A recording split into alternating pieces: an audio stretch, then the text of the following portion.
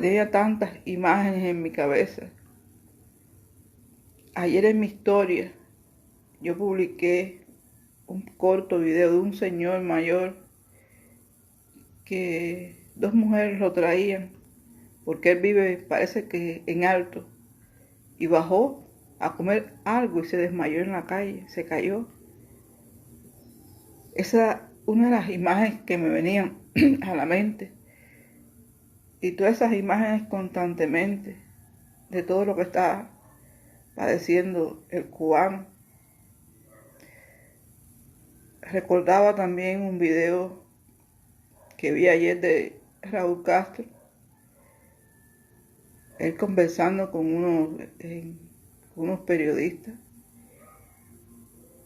y un periodista le pregunta sobre la existencia o no de los presos políticos. Y él dice muy fríamente así, muy tranquilamente, que si le presentan, le muestran un listado de los presos políticos en Cuba, al momento él los libraría. Qué cinismo, caballero. Me venía también a la mente Díaz-Canel en una entrevista a una televisora árabe, que él dijo que en ningún momento la policía, ningún uniformado había salido contra el pueblo. La realidad es lo que te acerca a la verdad. Y ahí están los videos.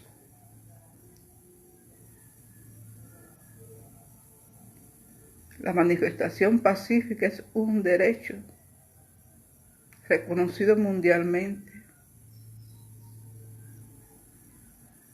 Y todos esos cubanos que se manifestaron en tantas provincias de Cuba a la misma vez salieron pacíficamente,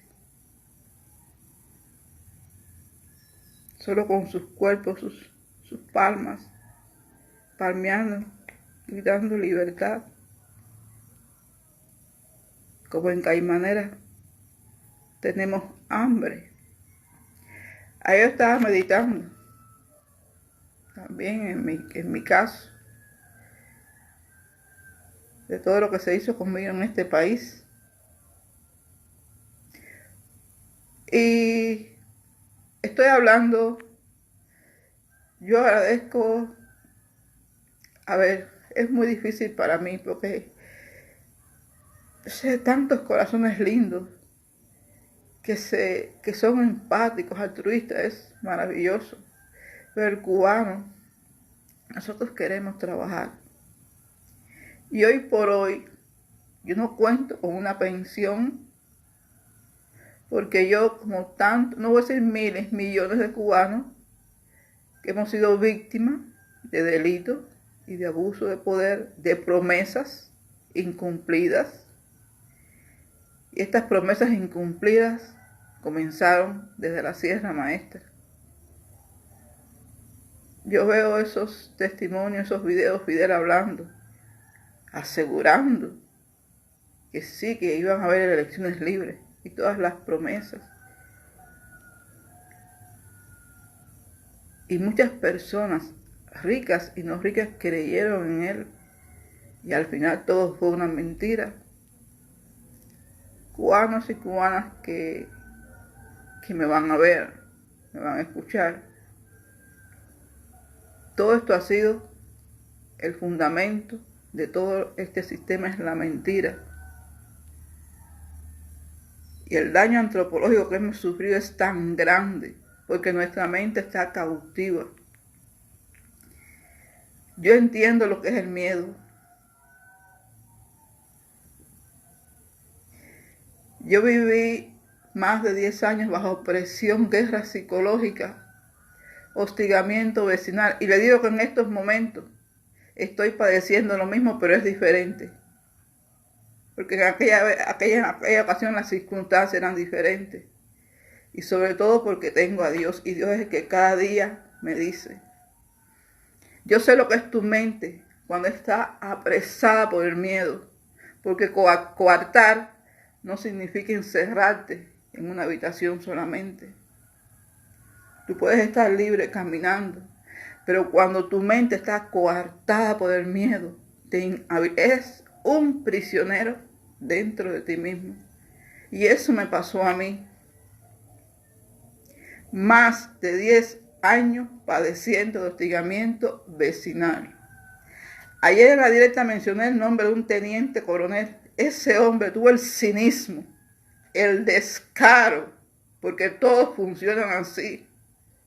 De mi segunda entrevista con él, lo primero que me dijo fue, y tú tienes que tener consecuencias psicológicas, porque ellos conocen todo lo conocen.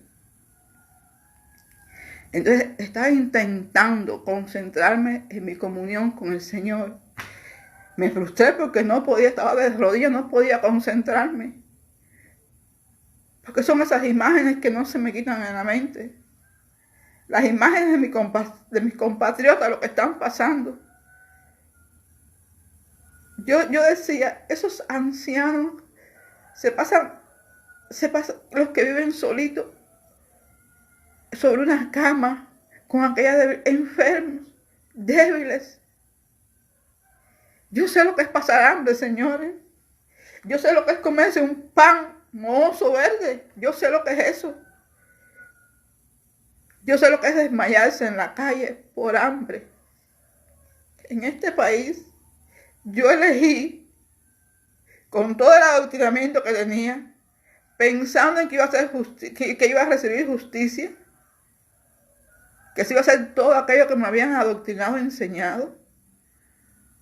Yo llegué hasta vender mis muebles, vender mi ropa. Y una de las primeras cosas que dicen los especialistas, de todas las personas que sufrimos acoso en el contexto que sea, en el vecindario, en la escuela, en el trabajo, me fijé que en el Código Penal, el nuevo Código Penal del 2019, porque de tantas leyes que ellos implementan, inventan, pero en las cosas reales no se fijan. Siguen asesinando mujeres. Está el acoso laboral, el único.